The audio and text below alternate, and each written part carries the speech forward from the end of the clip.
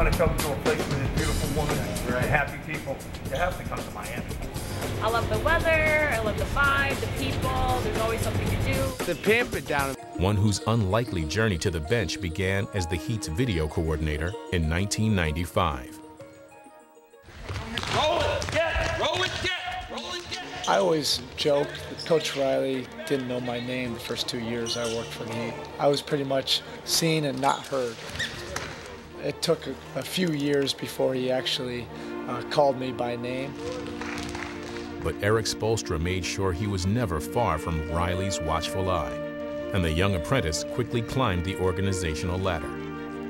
He used to give me hints, and he would say, one of these days, I'm going to push you through the doors, and you'll have to be ready for that opportunity. I don't know when, but it's going to happen. 2 years after the Heat's championship season, Riley was ready to step down. And he had no doubt about whose name he would call to be his successor.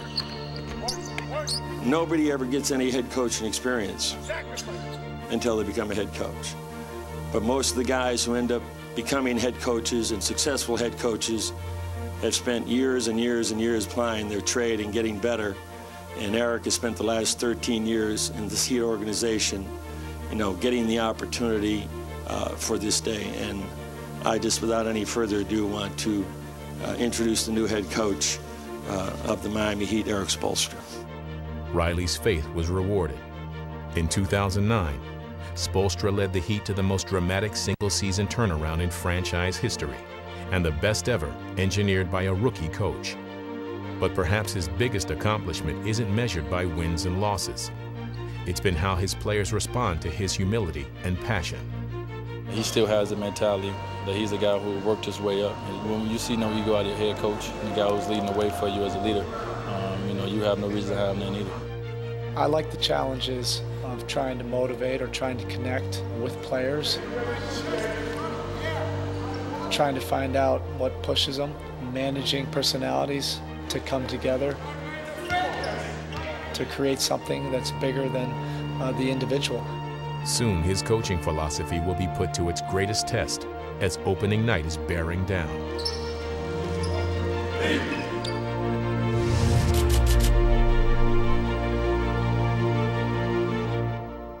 The heat is on as service members and their families greeted Hurlburt Field's guests for this week with a reception of screaming fans, banners, and flashing lights. We came out there after a long day, and they really livened us up. Most importantly, we're looking to get out when it's time to interact, to talk to them, get a better understanding of the things they do.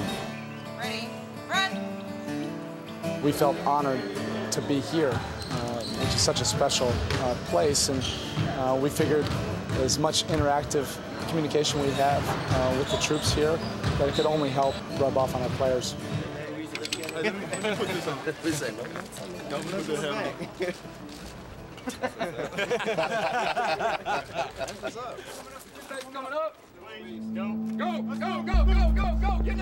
It's unbelievable to actually, to see it. It's almost like us when you see the end result, but you never see all the hard work to get put into it. Everybody always see us on the court, but they never see the practices, all the hard, the blood, sweat, and tears. And this was great to see them actually go through it. This is like practice. They've been trained over the years to get an opportunity to see what they go through, to understand what teamwork is all about. It's another step in the goal that we want to accomplish. I'll let y'all later. Peace out. The Heat are working hard to build camaraderie in advance of their season tip-off against Boston. 7-year Heat veteran Udonis Haslem will have his hands full guarding Shaquille O'Neal. Undersized at 6'8", he knows he'll have to rely on what got him this far. I've always been the underdog. Every game I step out on the court is probably an uphill battle for me playing against a guy 6'10", 6'11". So I got to work hard for 4 quarters every second I'm out there playing against those type of guys. Hardest working man in show business. That guy is always going to the board. Oh, Haslem with a tough play. He's willing to do all these little things, chin out, face first. Look at that effort by Udonis. We need Udonis. That's the plain and simple matter. He's setting screens, he's getting guys open, and he just does the dirty work that you need on the team. He was that guy that we needed to bring everything together. He still had to take a sacrifice to be here. It was more money on the table for him elsewhere, and he decided not to take that and to come back here. Drive it out. That's the way to work. Keep going. Got a few more. Along with Dwayne Wade, Haslam is the only holdover from the '06 title team, and he's driven to be a part of this Heat revival. This is the highest level of basketball. I mean, it don't get no higher than this. And if you want to be able to compete with these guys, you got to put in the work. So when I step in here, man, I'm motivated. I'm thinking about everything. I'm thinking about my family. I'm thinking about my mama, my daddy, my kids, and anything I could think of to push me through it and make me work hard. Come on.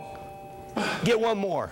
Get it up there. Get it up there. Get it up there. Hold, and then come down slow. That's the way to push. Way to push. Good work.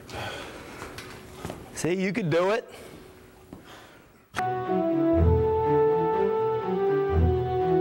Without question, they're the most talented team in the NBA. You have to try to translate that into actually being the best team. This is a time when we all waited for. You guys waited for this too. It's not enough to win a championship. This is about building a dynasty. Interesting poll by the NBA general managers. Celtics get little or no respect in terms of potentially winning the championship. It's all Miami, of course. There's a lot of challenges out there for you. Miami just happens to be another one. What did Doc Rivers say? Let's just do what we do and do it better. I'm pretty sure Boston is getting tired of hearing about the Heat. Everything will be done and said at the end of the day, and I think we'll be standing. So People going to say stuff, and we accept it with open arms. Bring it on. I'm not really worried about other teams. Of course they have a historical backcourt, but may the best team win. No, they're a title contender right away. No question. They are, regardless of who. Regardless. No question in my mind. They jump to the top. Everybody, East Coast, watch out. We're coming. Which team is going to be sharper to get started?